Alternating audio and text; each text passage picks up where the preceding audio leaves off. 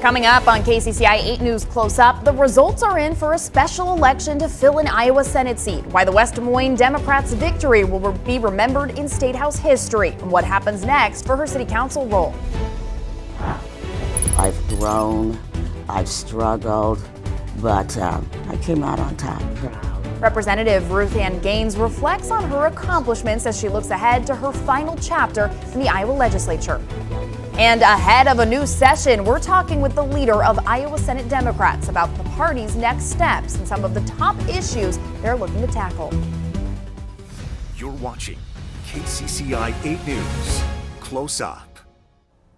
Good morning. Thank you for joining us for KCCI 8 News Close Up. I'm Chief Political Reporter Amanda Rooker. We are now about a week away from the start of the 2026 legislative session, and we are previewing the biggest issues lawmakers are looking to tackle this year. Next week, we'll sit down with Republican leadership. This morning, we're talking to the leader of Iowa's Senate Democrats about their party's path forward. This morning, we have Senate Democratic leader Janice Weiner with us. Thanks for being here. Thank you so much for having me. Well, as we think about heading into session, we know Senate Democrats are working from the minority. As the Senate Democratic leader, how are you shaping and setting your caucus's priorities? We are focused on messaging very clearly, and we're basing it on what we have heard on the doors all year, because we have been fighting special elections ever since January 1st. All the way through December 30th. So we have been knocking doors across the entire state. And what we have heard from Iowans is they are really worried about the cost of living. It truly is an issue of affordability. They need housing they can afford. They need childcare that doesn't break the bank. They need health care that they can both afford and that is accessible to them. And they're really worried about their public schools. So that's really it's what we are going to be focusing on. With Republicans in the majority, they control the agenda, they can block, Democratic-led legislation. So with those priorities in mind, where do you think are the biggest areas that you can find bipartisan agreement? How do you advance those priorities? Well, we advance them in part by talking to our colleagues in the majority party, by meeting with them, by working on them on issues that should be of interest to all Iowans. And every Iowan needs housing they can afford. I believe we should be able to find common ground on some housing issues. Childcare has been an issue for years now. We have made some progress, but there's a lot more that we can do. So areas like that are, I believe, things where we can work together for the benefit of all Iowans. Talking about housing, I know that affordable housing has been a big talker at the State House for several years. Last year, there was a lot of conversation about property taxes. And again, I think that will come up this year. Are Senate Democrats thinking about releasing their own plan, or where do you stand on the issue of property tax relief? At this point, Senate Democrats do not plan to release our own plan. As you noted, we are not in control. We are waiting to see what our colleagues release. I've heard so far that there are 3 different bills out there. Mm-hmm. One from the House Republicans, one from Senate Republicans, one from the governor. So we'll have to see what moves forward. What we do have are our red lines. Property taxes are really complicated, and they're part of the larger tax ecosystem. So whatever comes out needs to be simple and transparent, and it really needs to help the people who need the help. People on a fixed income, older Iowans, middle-class working Iowans. Those are the folks who need to see progress and assistance if this is going to work for us. Another issue we're expecting to be front and center is eminent domain. It divided lawmakers last session, down to the wire. It seems like, Senate Republicans are already talking about a proposal, that a potential compromise. House Republicans are saying that this is going to be another thing that they plan to bring up this session. Where do Senate Democrats stand on this, and is there a workable compromise you think you'd be interested in supporting? Well, we're talking to everybody. We're talking to the landowners, the labor unions, everybody who has a stake in this. And we're waiting to see, again, what bills are brought forward. Property rights are really important for Iowans. The ability to have good jobs are really important for Iowans. I'm hearing, again, at least 2 different proposals, one in the House, one in the Senate. We'll have to see how that plays out. But you're right, it is going to be an issue that I believe will have to be dealt with early on so that we can move on to other things. When you talk to your caucus, I know last year Democrats, joined with some of the Senate Republicans to take a kind of hard line on property rights. Is that something you anticipate seeing again this session? I honestly don't know at this point because we don't know what the bills are going to look like. Last year we knew, it was clear, especially at the end of the session where we had to get through something before we could get to the budget bills. We don't know what it's going to look like yet this year. So we are, as they say, keeping our powder dry. Now, you also mentioned at the start of this health and healthcare. Well, there's a lot of different pieces to that. I know that cancer is a growing concern for a lot of Iowans. Our state has one of the highest rates of cancer in the country. What do you think lawmakers need to do to address that, even as the research continues into some of what the causes are? Cancer is something that I've been paying attention to for several years now and have introduced bills on more on the research side. But it really is something that Iowans are paying attention to. We have the second highest cancer rate in the country and the only one that's growing. And that's not a statistic where we want to be number one. I think there are things I attended. For example, there was a cancer summit in Ankeny, and I asked the people who put it on, all right, we know you're doing the research. We know that today's cancers are the result of exposure maybe 20 or 30 years ago. But what can we do now in the legislature to try and reduce rates going forward? And they said there were three things. One is to deal with radon and to put regulations to try and ensure that any new housing has some kind of radon mitigation. The second, another has to do with tanning beds, which may strike some people as odd, but we're really one of the only states in the country that doesn't prohibit minors from exposing themselves to these really potentially dangerous rays that can cause melanoma or skin cancer. And the third is to do something about our rising smoking rates. Because right now we are on track to have perhaps the highest lung cancer rate in the nation by 2035. So those are three things that I believe the legislature could tackle and on which we ought to be able to work together for the good of all Iowans. Another bipartisan issue we're hearing about is affordability. You mentioned it's something that you're hearing at the doors. Yes. Republicans are talking about it as well. But from a Senate Democrats' perspective, what drives affordability? There are a variety of things that drive affordability. One, of course, is wages. If you have really low wages, and we've been stuck at a minimum wage of $7.25 for at least a decade and a half now, you're not earning enough to be able to afford groceries even. Another really is housing and a shortage of housing. And so what we need to be looking at are different ways, or one thing we need to be looking at are different ways that we can truly make housing more affordable for people. And that's distinct from affordable housing. This is how do we allow, say, a young family to buy a house? Because right now the median age is something like 40, and that's really not sustainable. There are programs that we can work on, like down payment assistance and assistance for people who want to rehab older buildings. There's a lot that can be done if we can work together on it. And it's really essential. It's one essential piece. If we look at the puzzle of what we need to do to increase Iowa's workforce, to increase our tax base, to draw people here who then want to stay here, one piece is making sure we get housing right. Another piece is making sure that people have access to childcare that's affordable and quality. And a third piece is really bringing our education up to number one again. Another issue that's a growing concern for Iowans is water quality. We saw that when nitrate levels surged in drinking water sources last spring. Is that an issue that you expect to come up this session? I truly hope it will. Because this is not an issue that's red or blue. It should be an all Iowa issue, and it's not a rural-urban issue. Everyone deserves clean water. All those of us who grew up here remember in Iowa where the water was clean, and you could fish and eat the fish that you caught without thinking twice about it. That you didn't have to worry about nitrate levels in the water. There's a whole menu of things that could be done. I look forward to working with our Republican colleagues to helping improve water quality for all Iowans. And quickly, this session will be happening ahead of the 2026 midterm elections. How do you see that potentially changing the dynamic or operations of what we'll see this session? I'm sure it's a really good point, because I imagine that everything that comes to the floor, whether it's the Senate or the House, it will be with an eye to the elections in 2026. Normally this session is a shorter session. This is the 100-day session. The non-election year session is longer.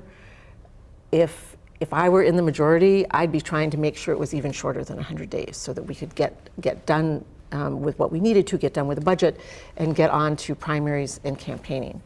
But I think certainly every bill will be looked at with an eye to how does it help Iowans, and how can it help us win elections? And if that means that there's room for us to work together to actually help Iowans, that's a good thing. If it means that there are going to be some side deals made, or deals made with large corporations, that's not okay. Because we need to be working for working Iowans, because they are the backbone of Iowa. Well, Senate Democratic Leader Janice Weiner, thank you so much for being here this morning. We appreciate it. Thank you so much for having me. I really appreciate it. Well, KCCI will continue right after this break. Stay with us.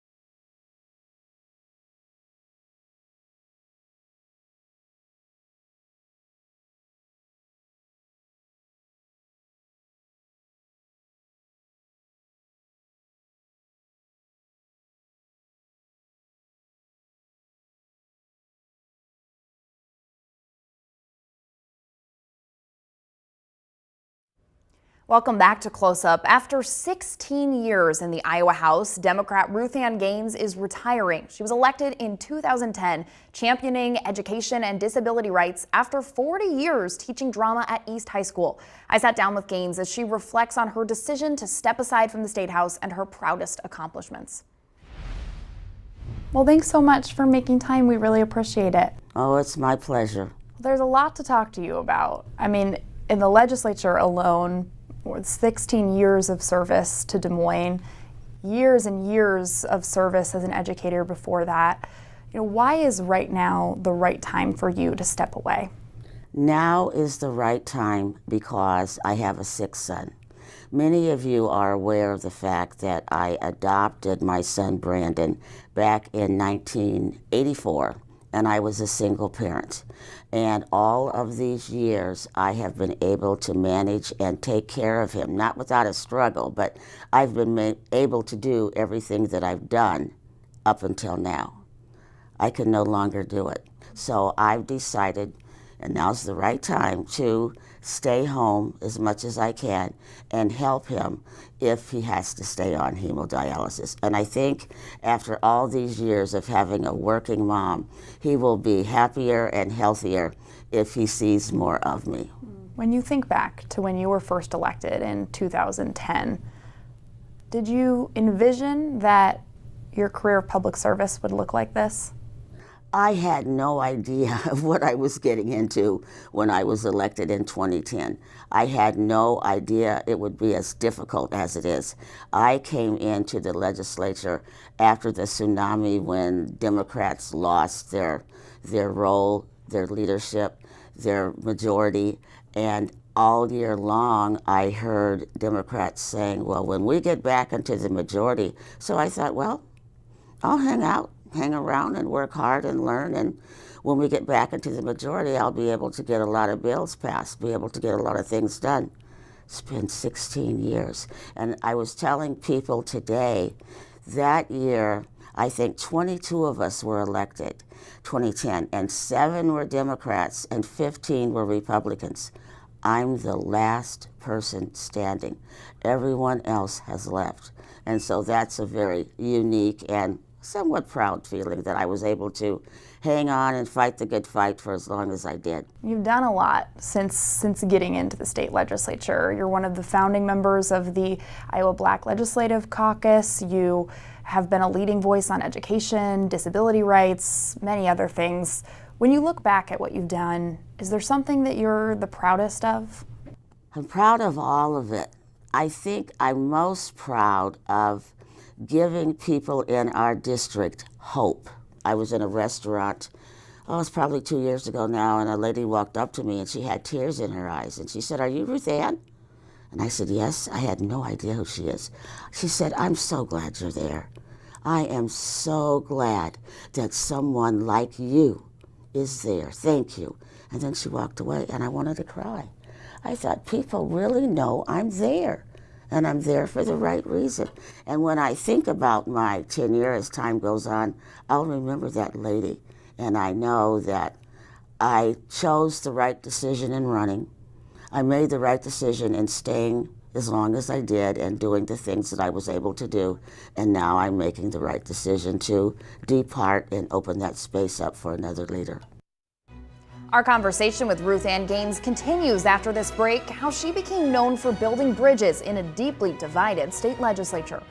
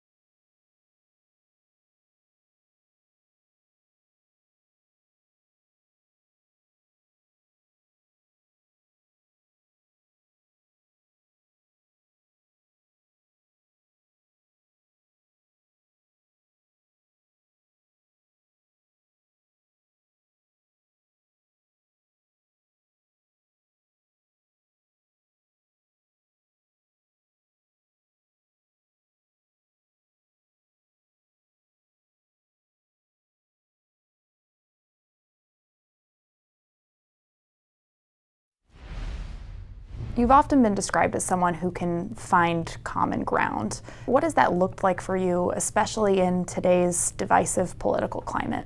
When I talk to people who don't share my opinion, I try to be as honest and open as possible, but to find a place where he and I or she and I can relate to each other as human beings.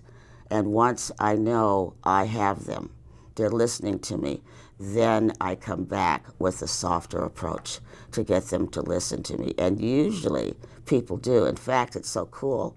When I finish talking to a lot of people who had opposition to me in the beginning, they'll say, okay, Ruthann, and then they'll pat me on the back, and I'll think, yes.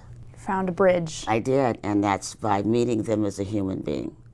Not talking politics at first, but meeting them as a human being and then getting them to see that we're all human beings, we can work together, and we can work this out. And normally we do. This job requires a lot of sacrifice. Not everyone sees the behind the scenes of just how much time and energy goes into it. What has this meant to you personally? What sacrifices have there had to be to serve for this long? And what has this job given back to you? It is a sacrifice, and that's one of the things I didn't realize when I was elected, how much time it really takes.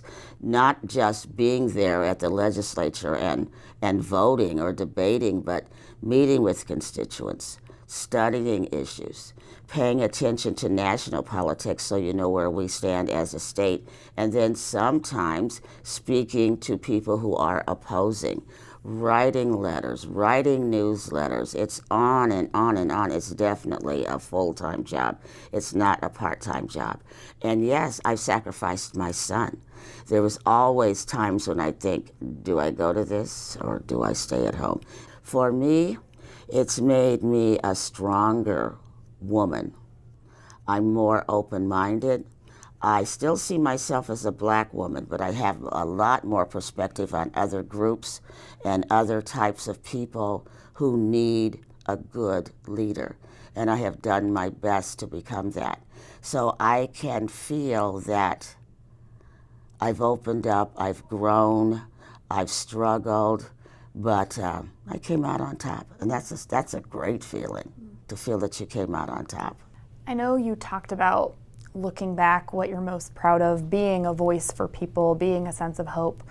When you think about what you were a voice for, what issues you led on, whether it was getting legislation across the aisle or simply just representing underrepresented voices in the community that you represent, what are some of the issues that you're proud of working on? Well, I want to say this. One of the best things I acted as in the legislature is a teacher. For 7 years, I hosted Diversity Lunch and Learns every Tuesday. One of the things I recognized when I first got there is because of the demographics of the state, not just my district, but the state. People really didn't know much about differences. They didn't know anything about immigrants. They didn't know about poverty because they hadn't lived it. I've lived all the needs of people who are desiring for a better life. And so every Tuesday, I had a lunch and learn where I called in specialists in various areas, and sometimes on a national level, to speak either over a Zoom or in person to educate legislators about the people in their districts so that they could serve better. So I was a teacher among legislators, and even though that will probably not be mentioned in anything that's written about me, it's what I am the most proud of. And many legislators have said to me, you know, you opened doors for me that I didn't realize were there. Thank you. Now, when that gavel comes down for the last time, what do you hope Iowans remember most about Ruthann Gaines? I think I want them to remember that she tried. She tried her best to get people to get along with people, to listen to people, to work with people, and to realize that we're all in this battle together, and fighting gets us nowhere. Everyone can get a piece of the pie without taking someone else's piece. She was that kind of person, and that's the mark that she's leaving. A historic win in a special election. Who voters in West Des Moines are sending to fill an empty Iowa Senate seat.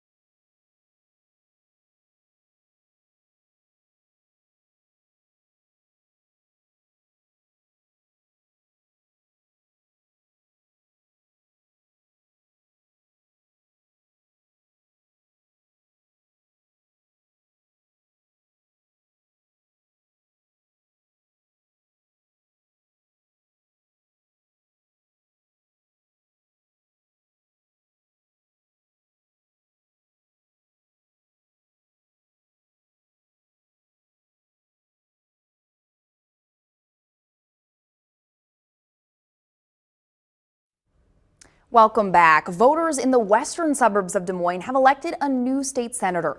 Democrat Renee Hardman will represent Senate District 16.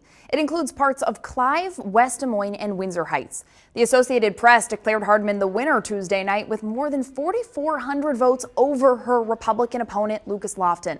Hardman's now the first black woman ever elected to Iowa's Senate. The seat she won was previously held by Democrat Claire Celsey. Celsey passed away in October, leaving the seat vacant. KCCI was at Hardman's election night event when the results came down. It's humbling, quite frankly. It's humbling to know that a woman that fought so fiercely for the working class families and so many others, I have some big shoes to fill, but I intend to do that. Hardman had just been reelected to the West Des Moines City Council in November's election. She will need to resign from that seat to accept the state Senate position. The remaining city council members will then decide how to fill her vacancy. That term is set to expire at the end of 2029. Legislative session is coming up fast, and a Republican supermajority in the Iowa Senate was at stake in this election. They did not get that supermajority. After this election, Republicans hold 33 seats, Democrats hold 17. In the Iowa House, Republicans hold 67 seats to the 33 seats held by Democrats. The legislative session begins January 12th. Well, thanks for joining us for KCCI 8 News Close Up. We'll see you back here next Sunday. Have a great day.